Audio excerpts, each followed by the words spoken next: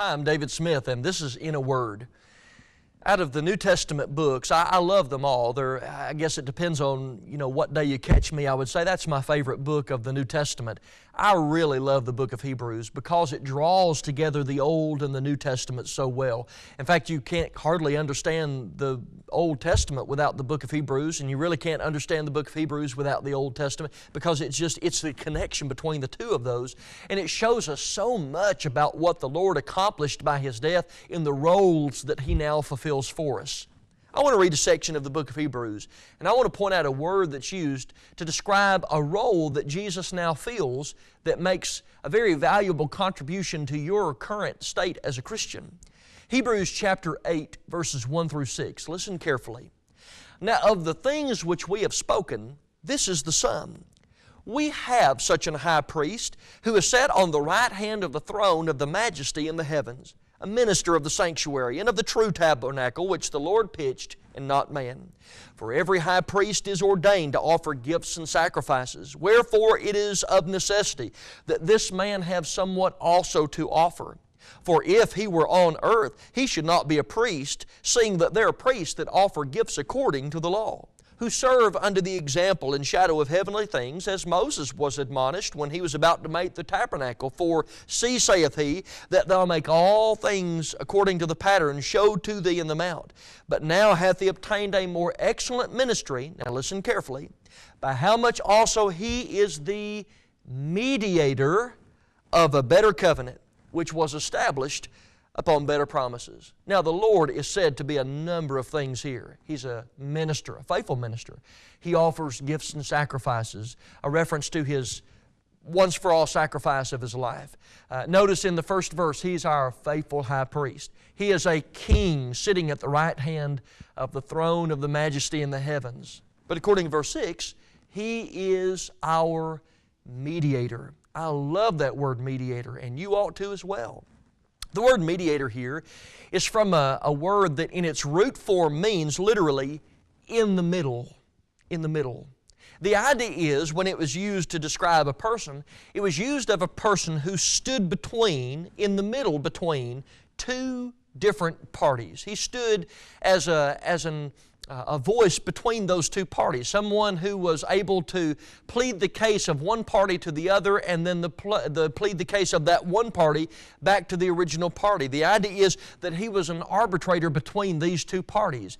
Sometimes that word was often used to describe the idea of being a surety or a guarantee between two parties, but the idea basically is standing between two people and making possible the communication between those two parties. Now, the concept of a mediator is not a new concept to the New Testament. It's not just new and profound. Even in the Old Testament, men understood the necessity of someone who could stand between them and God and plead their case for them. I think of Job chapter 9, verse 32 and 33. Job says, "For he is not a man," he's speaking of God, "as I am, that I should answer him, and we should come together in judgment. For there," he says, "neither is there any daysman betwixt us." And if you'll look at your marginal notes of your Bible, most of them have something like, "There's no umpire between us, that he might lay his hand upon both of us." The idea is there's no effective mediator. There's no one who can adequately plead my case to God and stand between me and God and make my approach to God possible. Even then, he understood that a mediator is necessary between God and man. But in order to be an effective mediator, the person who stands in the middle has to be perfectly God and perfectly human. Now, there's no question that Jesus is divine. He is God in the flesh. But He's also flesh.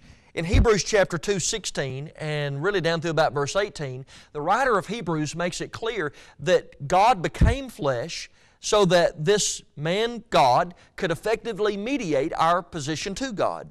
For verily, he says, He took not on Him the nature of angels, but He took on Him the seed of Abraham. Wherefore in all things it behooved Him to be made like unto His brethren, that He might be a merciful and faithful high priest in things pertaining to God, to make reconciliation for the sins of the people. Now notice verse 18, "For in that He Himself has suffered being tempted, He is able to succor them that are tempted." And now I want you to notice what all of this means for us today. You say, okay, what does that mean? that Jesus is a mediator? Well, notice the Hebrews writer in Hebrews 8 says, He is a mediator. So there's something about the mediatorial work of Jesus that makes it very applicable for us today. What does that mean? Well, I want you to notice that without Jesus being our mediator, there is no hope of you coming to God, no hope for me coming to God. Jesus is what makes our coming together possible. Now, the way that He did that, of course, was by His death. But that mediatorial role allows me and the Father to be brought back together. There's no way without the mediatorial work of Jesus that that's even possible. Also, and by the way, you could add words like atonement and reconciliation, redemption, all those words go into that concept. Propitiation, those are great words there. But also notice that with Jesus being our mediator, He makes it possible for us to pray to the Father. Did you know that without Jesus being a mediator, you had no hope? You have no hope now praying to God, the Father, and having that prayer heard. In Colossians 3:17, whatsoever we do in word or in deed, we're to do it all by the authority of Jesus, giving thanks to God the Father through Jesus Christ, through Him. That means that we go to the Father through Jesus. That's the mediator. What a blessing it is to have prayer. But did you know that without the mediatorial work of Jesus, without Him standing in the middle, we'd have no hope of God the Father hearing and answering our prayer. Also notice that with Jesus as our mediator, He knows what we are going through.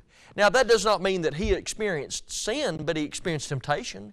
In Hebrews 4:15, He was tempted in all points like as we are, yet without sin. He faced the lust of the flesh and the lust of the eyes and the pride of life. On a daily basis He faced that. He knows what it's like to struggle with temptation.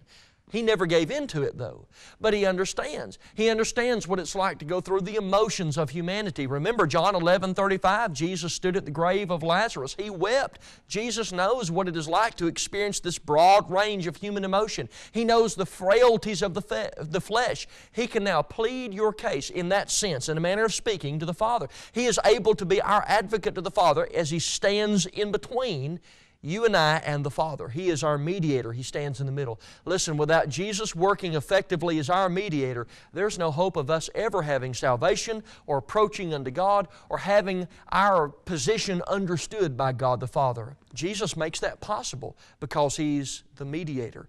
And notice He's the mediator of the New Testament, of a better covenant. We don't want the mediators of old covenants. We want the mediator of the better covenant.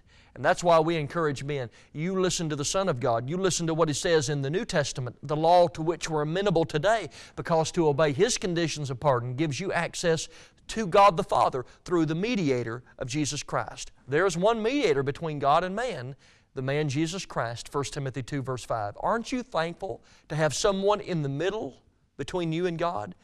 Mediator. That's been our word for today. I'm David Smith, and this is In a Word.